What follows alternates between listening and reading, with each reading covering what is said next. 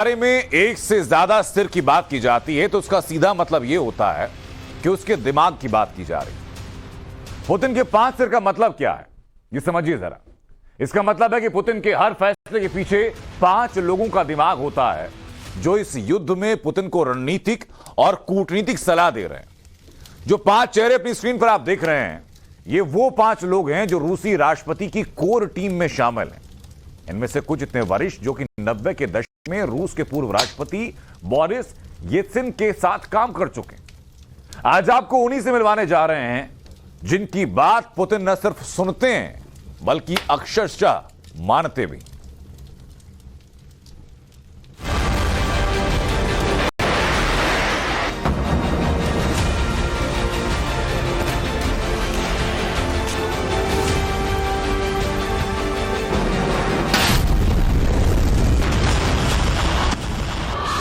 रूस और यूक्रेन के बीच जारी महायुद्ध में रूस की सेना पिछले 7 महीने से यूक्रेन पर बम बरसा रही है और रूस से मुकाबला करने के लिए यूक्रेन भी पलटवार कर रहा है। पुतिन ने जब इस युद्ध में उतरने का निर्णय लिया था तो वो अकेले नहीं लिया था, बल्कि अपने खास रणनीतिकारों से सलाह मशविरा के बाद लिया था। आज आपको उन 5 चेहरों से मिलवाते हैं जो पुतिन के फैसलों को प्रभावित करते हैं। ये वो 5 चेहरे हैं जिनकी सलाह पर ही पुतिन ने यूक्रेन के खिलाफ जंग छेड़ी थी। इनमें सबसे पहला नाम है सर्गेई शोइगु पर रूस के रक्षा की जिम्मेदारी है। शोइगु की अगुवाई में ही यूक्रेन से पिछले 7 महीने से जंग लड़ रहा है रूस। माना जाता है कि सर्गेई की रणनीति पर ही रूस की सेना यूक्रेन से जंग लड़ रही है। व्लादिमीर पुतिन और सर्गेई शोइगु की जोड़ी 2 दशकों से भी ज्यादा पुरानी है। साल 2000 में जब पुतिन रूस के राष्ट्रपति थे तब शोइगु ने पहली बार रूस के डिप्टी प्राइम मिनिस्टर का पद संभाला। शोइगु का कार्यकाल सिर्फ 5 महीने का था, लेकिन 5 महीने में ही उन्होंने पुतिन का विश्वास जीत लिया और साल 2012 में पुतिन ने एक बार फिर शोइगु को मौका दिया। लेकिन इस बार पुतिन ने सर्गेई को बेहद अहम जिम्मेदारी सौंपी। सर्गेई शोइगु को पुतिन ने रूस का रक्षा मंत्री नियुक्त किया। 10 साल से शोइगु ही रूस के रक्षा मंत्री की जिम्मेदारी संभाल रहे हैं। रूस के रक्षा मंत्री अक्सर सैन्य वर्दी में दिखाई देते हैं, लेकिन शोइगु ने कभी फौज की ट्रेनिंग नहीं ली। उनके सैन्य वर्दी पहनने की कहानी भी दिलचस्प है। सर्गेई शोइगु का राजनीतिक करियर पुतिन से भी पहले का है। शोइगु सत्ता के करीब बोरिस येल्त्सिन के समय से ही है। 90 के दशक में बोरिस येल्त्सिन ने शोइगु को रशियन रेस्क्यू कॉर्प्स का हेड बनाया था। 1993 में शोइगु को सीधे मेजर जनरल का रैंक दिया गया। 1995 में लेफ्टिनेंट जनरल का प्रमोट किया गया। 1998 में वो आर्मी जनरल के पद तक पहुंच गए। यानी बिना किसी सैन्य प्रशिक्षण के शोइगु सेना के बेहद ऊंचे ओहदे तक पहुंच गए। रक्षा मंत्री के बाद भी शोइगु सैन्य वर्दी में नजर आते हैं। रूस यूक्रेन युद्ध के दौरान सैन्य अफसरों के साथ रणनीति बनाते वक्त भी शोइगु सैन्य वर्दी में दिखाई देते हैं। शोइगु सेना के बेहद ऊंचे ओहदे पर पहुंच गए। रक्षा मंत्री बनने के बाद शोइगु सैन्य वर्दी में नजर आते हैं। इसी साल रूस की विक्ट्री डे परेड में शोइगु पुतिन के साथ दिखे थे। तब उनके शरीर पर आर्मी चीफ जैसी वर्दी थी। सीने पर दर्जनों मेडल थे। शोइगु पर पुतिन का विश्वास और ज्यादा मजबूत तब हुआ जब उन्होंने 2014 में क्रीमिया को जीत लिया था। शोइगु ही वो शख्स हैं जो पुतिन के साथ साइबेरिया में शिकार खेलते और मछली पकड़ने जाते हैं।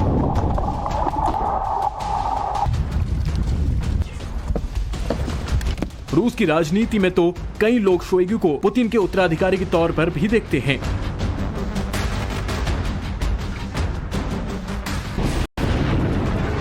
हालांकि जिस तरह से यूक्रेन से युद्ध लंबा खिंच गया, उससे शोइगु की रणनीति बहुत ज्यादा सफल नहीं मानी जा सकती। अब शायद इसलिए शोइगु यूक्रेन से दूसरे देशों को दूर रखने के लिए बातचीत की टेबल पर आ गए हैं। शुक्रवार को शोइगु ने अमेरिका के रक्षा मंत्री लॉयड ऑस्टिन से फोन पर बात की। मई में ही दोनों देशों के रक्षा मंत्री ने फोन पर बात की थी। जाहिर है कि शोइगु और लॉयड के बीच बातचीत का मुद्दा यूक्रेन ही था, लेकिन इस बातचीत से यूक्रेन पर रूस का हमला रुकेगा या नहीं, ये कोई नहीं बता सकता।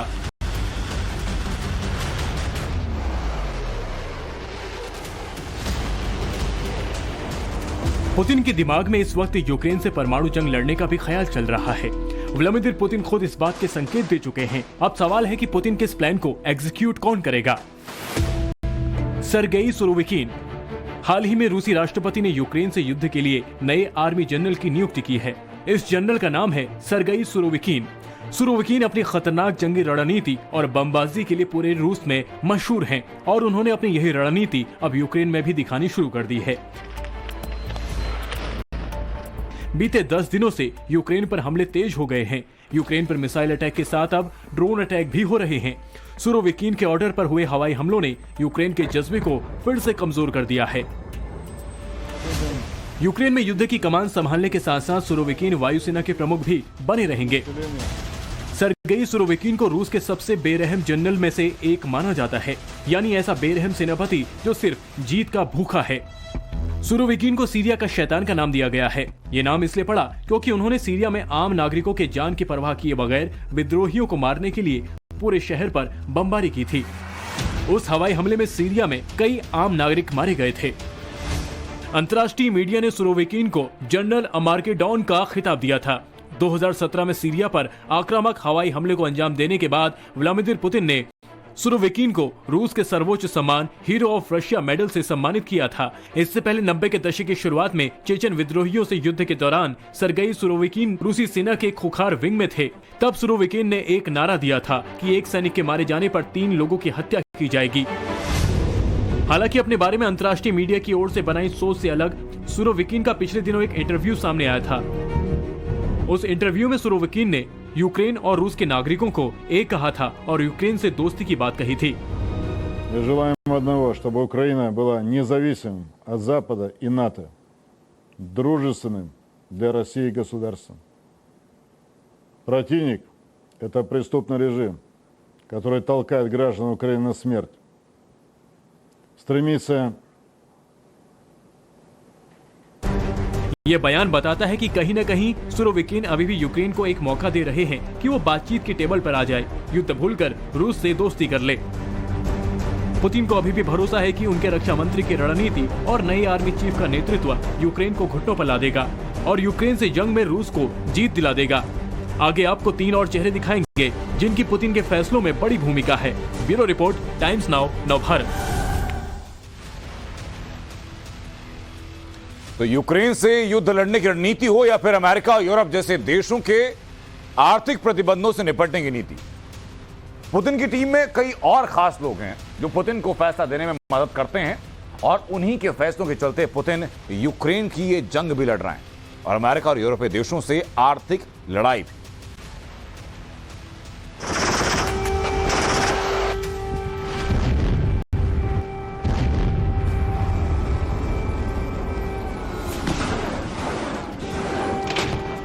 रूस के ताबड़तोड़ हवाई हमलों का असर है कि यूक्रेन के कई शहर धमाकों से दहल उठे।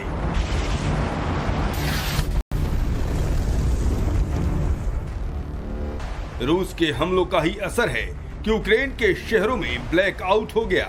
यूक्रेन के कई पावर प्लांट बर्बाद हो गए, जिससे यूक्रेन के कई शहरों की बिजली गायब हो गई। यूक्रेन पर अटैक में रूस की सेना के साथ साथ रूस के नेशनल गार्ड के जवान भी जुटे हुए हैं। ये नेशनल गार्ड रूस के सबसे एलीट कमांडो फोर्स हैं, जो किसी भी हालत से निपटने के लिए हर पल तैयार रहते हैं और इन दिनों यूक्रेन पर घातक हमलों को अंजाम दे रहे हैं। मौजूदा समय में नेशनल गार्ड के मुखिया हैं विक्टोर जोलोतोव। जोलोतोव कभी राष्ट्रपति पुतिन के बॉडीगार्ड रहे हैं। पुतिन से पहले जोलोतोव पूर्व राष्ट्रपति बोरिस एल्सिन के भी बॉडीगार्ड रहे हैं। जब जोलोतोव पुतिन के बॉडीगार्ड रहे थे, पुतिन ने एक स्पेशल फोर्स किया था जिसे नेशनल गार्ड नाम दिया गया और अपने निजी बॉडीगार्ड को इस फोर्स का मुखिया बना दिया। अपने प्राइवेट बॉडीगार्ड को एक नए संगठन का प्रमुख बनाकर पुतिन ने अपने लिए वफादारी सुरक्षित कर ली थी। इस वक्त विक्टोर जोलोतोव के संगठन में 4 लाख सैनिक हैं। रूस के नेशनल गार्ड के बारे में जान लीजिए। रूस का नेशनल गार्ड रूस की सेना से अलग है। इस संगठन का काम है रूस के बॉर्डर की सुरक्षा करना, आतंकवाद और संगठित अपराध से मुकाबला करना। नेशनल गार्ड सीधे पुतिन को रिपोर्ट करती है। माना जा रहा है कि पुतिन के ऑर्डर पर ही नेशनल गार्ड अब यूक्रेन के खिलाफ जंग के मैदान में है। पुतिन की कोर टीम में एक महिला भी है, मेलेतीना मात्वियेंको पुतिन की नजदीकी सलाहकारों में एक है। जब पुतिन यूक्रेन पर युद्ध की तैयारी कर रहे थे तो वैलेंटीना ने ही रूस की संसद सुनिश्चित किया कि रूस की संसद यूक्रेन पर हमले पर मुहर लगाए ताकि सेना को देश के बाहर भेजा जा सके। साल 2014 में जब पुतिन ने क्रीमिया को रूस में मिलवाया था, तब वैलेंटीना ने भी रणनीतिक रूप से पुतिन की मदद की थी।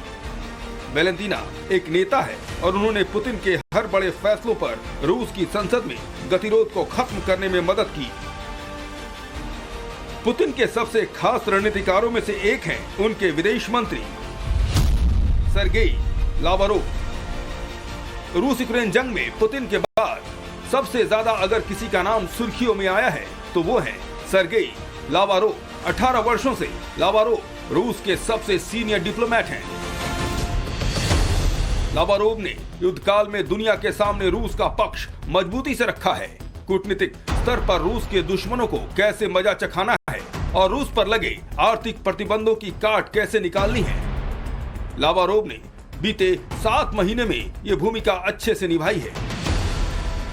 युद्ध काल में ही लावरोव भारत भी आए थे और उनके आने के बाद ही भारत ने रूस के साथ तेल खरीदने का सौदा किया और वो भी भारतीय रुपए में।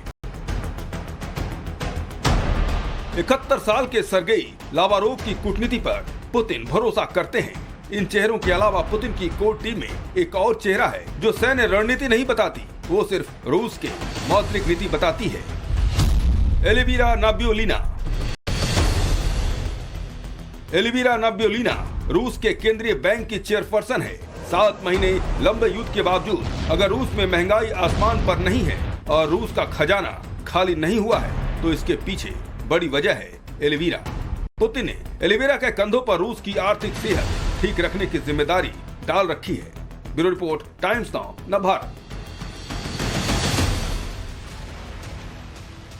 इस्कंदर रूस की एक बेहद घातक मिसाइल है। इसकी जबरदस्त मारक क्षमता ही जंग के मैदान में लोहा मनवाती। इस स्पेशल मिसाइल की ताकत और हमला करने की क्षमता को देखकर अमेरिका समेत नेटो देशों की नींद उड़ी। अब जब एक बार फिर रूसी रक्षा मंत्रालय ने इस्कंदर मिसाइल का वीडियो जारी किया, तब से कयास लगाए जा रहे हैं कि रूस न्यूक्लियर वॉर के अपने एजेंडे में लग चुका है। नेटो के लिए चिंता की बात यह कि रूस अपने इस हथियार को और सुपर वेपन बनाने में जुटा है ताकि और घातक हो सके और दुश्मनों का सर्वनाश कर सके।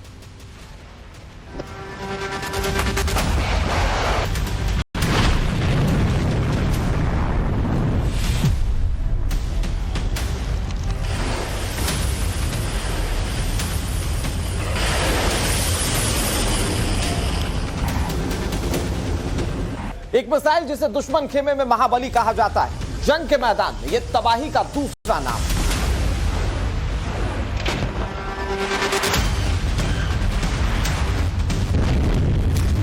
एक ऐसी घातक मिसाइल जिसने जंग में यूक्रेन को जबरदस्त नुकसान पहुंचाया, जिसके नाम से नेटो के भी पसीने छूटते हैं।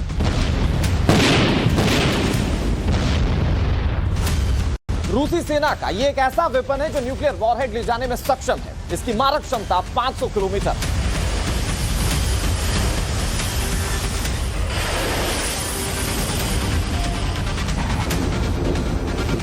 इस मिसाइल से जब जब रूस ने यूक्रेन पर हमला किया है, वहां सब कुछ तबाह हो गया है। मिसाइल एयर डिफेंस को चकमा देने में माहिर इस मिसाइल को दुश्मनों का काल भी कहा जाता है।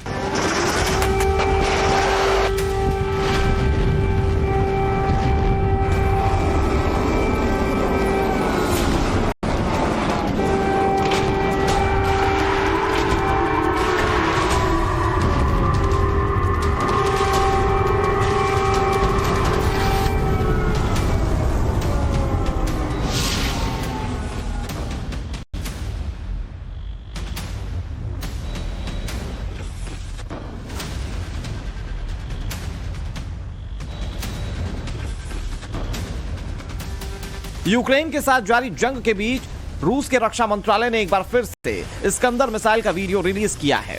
यह तस्वीर उसी वीडियो की है। लॉन्चिंग के साथ ही यह मिसाइल तेज आवाज के साथ आसमान में जाती है और फिर दुश्मन खेमे में तबाही मचा देती है। इस्कंदर मिसाइल रूस का ऐसा डेडली वेपन है जिसकी काट दुनिया में किसी देश के पास नहीं है। अब रूस अपने इसी वेपन को और सुपर वेपन बनाने में जुटा हुआ है ताकि ये और घातक होकर दुश्मनों का सर्वनाश कर दे। खबर है कि रूस अपने इस्कंदर मिसाइल सिस्टम को अपग्रेड कर रहा है जो पहले से कई गुना ज्यादा ताकतवर होगा।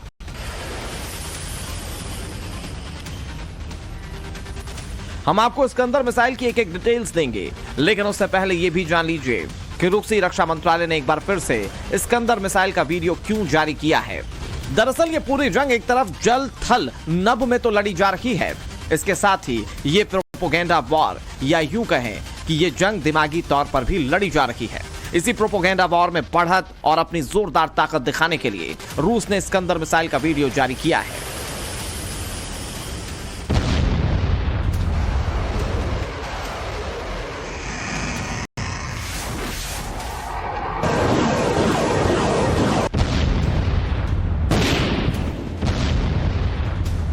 दरअसल इस भयंकर महायुद्ध के बीच नाटो लगातार यूक्रेन की मदद करने में जुटा हुआ है। रूस को डराने के लिए नाटो देशों ने अभी एक स्पेशल वॉर एक्सरसाइज भी की थी। रूस नाटो की इन्हीं तैयारियों से बेहद गुस्से में है और यही वजह है कि रूस ने महाजंग के बीच इस्कंदर मिसाइल का वीडियो रिलीज कर यूक्रेन समेत नाटो को एक सख्त संदेश दिया है। जंग जीतने के लिए रूसी सेना किसी भी हद तक जाने को तैयार है। खासकर क्रीमिया ब्रिज पर यूक्रेन के हमले के बाद पुतिन का गुस्सा 7वें आसमान पर है। यूक्रेन को नाटो देशों से मिलने वाली जंगी मदद से भी वो खासे चिढ़े हुए हैं। उनकी नजर नाटो देशों पर टिकी हुई है। इसी कारण रूस पूरे एक्शन में है और अब इस्कंदर को सामने कर पुतिन ने बता दिया है कि रूस अभी रुकने वाला नहीं है। यूक्रेन पर गिरने वाले रूसी गोले अभी कम नहीं हुए हैं। ताबड़तोड़ प्रहार जारी है। पुतिन के क्रोध की ज्वाला किसी भी हद तक जा सकती है क्योंकि यूक्रेन से आगे अब उनका गुस्सा नाटो देशों तक पहुंच चुका है। दावा किया जा रहा है कि रूस ने अपने सबसे घातक इस्कंदर मिसाइलों में टारगेट सेट कर दिए हैं। हालांकि टारगेट कहां के हैं ये किसी को नहीं मालूम, पर यह तय है कि इस्कंदर जहां भी गिरेगी तबाही लाएगी। राष्ट्रपति व्लादिमीर पुतिन ने भी ये चेतावनी दी है कि वो रूसी क्षेत्र की रक्षा के जरूरी किसी भी साधन का इस्तेमाल करेंगे। पुतिन की इस चेतावनी को परमाणु हमले के तौर पर भी देखा जा रहा है और इस्कंदर मिसाइल न्यूक्लियर वॉरहेड ले जाने में भी सक्षम है। इस्कंदर मिसाइल सिस्टम से मिसाइल लॉन्चर को तबाह किया जा सकता है। मल्टीपल लॉन्च रॉकेट सिस्टम के भी ये परखच्चे उड़ाने की ताकत रखता है। Long range artillery, aircraft, helicopter पर भी निशाना साध सकता है। ये दुश्मनों के कमांड पोस्ट और कम्युनिकेशन सेंटर को भी आसानी से बर्बाद कर सकता है। लंबे समय से रूस इस्कंदर पर काम कर रहा है। कहा जाता है कि इस्कंदर मिसाइल के अलग अलग 7 वर्जन हैं। साफ है कि अलग अलग वर्जन, अलग अलग इस्कंदर मिसाइल। साल 2006 में रूस ने इस्कंदर बैलिस्टिक मिसाइल को कमीशन किया था। इसे शॉर्ट रेंज के लिए इस्तेमाल किया जाता है। टारगेट चाहे आकार में छोटा ही क्यों ना हो, इस्कंदर मिसाइल सिस्टम से अचूक निशाना लगाया जा सकता है।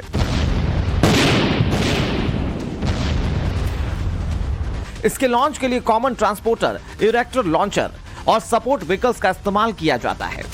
इस सिस्टम से 9M728 और 9M729 क्रूज मिसाइल को भी फायर किया जा सकता है। ये बड़ी इमारतों और सैन्य ठिकानों को ध्वस्त करने के लिए इस्तेमाल किए जाने वाले हथियार को ले जाती है। ये लॉन्चिंग के बाद तेजी से ऊपर जाती है, फिर ग्रेविटेशनल फोर्स की वजह से नीचे आते ही टारगेट को पूरी तरह से तबाह कर देती है। इस्कंदर मिसाइल सिस्टम में अलग अलग तरीके के हथियार भी शामिल होते हैं। इसमें cluster munition warhead, bunker busting के लिए एक अर्थ पेनिट्रेटर और एंटी रडार मिशन के लिए इलेक्ट्रोमैग्नेटिक पल्स डिवाइस शामिल है। इस सिस्टम की मिसाइल परमाणु हथियार भी ले जा सकती है।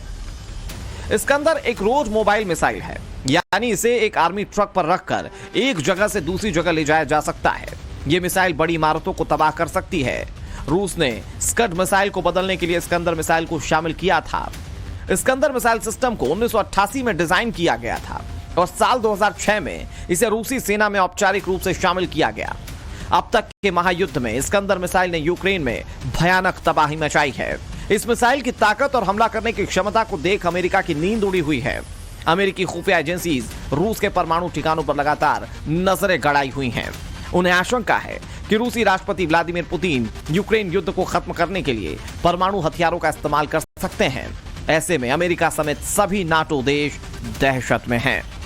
ब्यूरो रिपोर्ट, टाइम्स नाउ नव भारत।